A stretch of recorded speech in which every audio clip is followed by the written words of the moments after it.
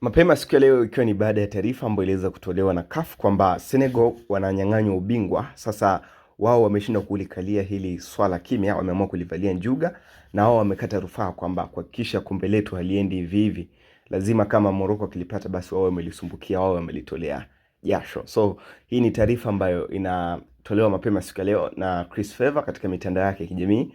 Mwanahabari huyu wa shirika la SNS Simulizi na Sauti sasa ameweza kuzungumzia kwa kina sana kuhusiana na haya yote ambayo yanaendelea kati ya mvutano wa Senegal na CAF pamoja na Morocco. Hebu tumsikilize Chris Favour katika kile ambacho walikuwa nakizungumza. Mimi ni Todd Alexander Scott Rizzi. Hii ni Blue House Dax Media. Subscribe ili uwe mwanafamilia yetu wa kwanza na nguvu kupata update zetu kila wakati. Asante. So Senegal wametangaza kukata rufaa baada ya maamuzi ya CAF kwamba wanawanyang'anya ubingwa na kuwapatia Morocco.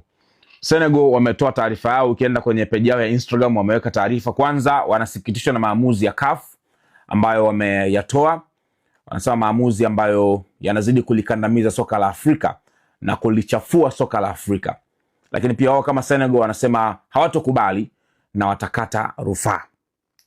Sasa jana niliongea, nitasema tena na leo. CAF jana wameamua kulivua nguo soka la Afrika. CAF jana wameamua kuuvua nguo mpira wa Afrika. CAF jana wameamua kutuaibisha kwenye macho ya dunia.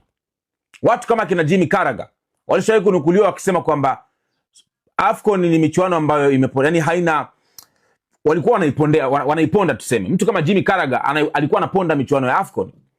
Asilimia kubwa watu wengi sana wametumia nguvu kubwa, waandishi wa habari, content creators, kuiaminisha dunia kwamba Afrika tuna mpira, tunaweza tukacheza mpira mzuri, tuna mashindano mazuri. And then viongozi ambao wanategemewa kuwa viongozi wa mpira, CAF, wana apply sheria za upuuzi. Eti sijui kuna sheria ukitoka nje ya uwanja sio inabidi unyang'anye ubingwa. What kind of nonsense is this? Miezi miwili imepita, miezi yote miwili imepita na zaidi toka michuano imefanyika. Leo wanakuja kutoa maamuzi ya kijinga kama haya. And mind you, angalia kinachotokea kule Morocco. Mpaka aibu, eti wametoka wanashangilia. Bro, mpaka aibu. Naona video sasa hivi wametoka kwenye mtaa wanashangilia ubingwa. Oh my God, these people hata aibu hawana ise. Hata aibu soni hawana.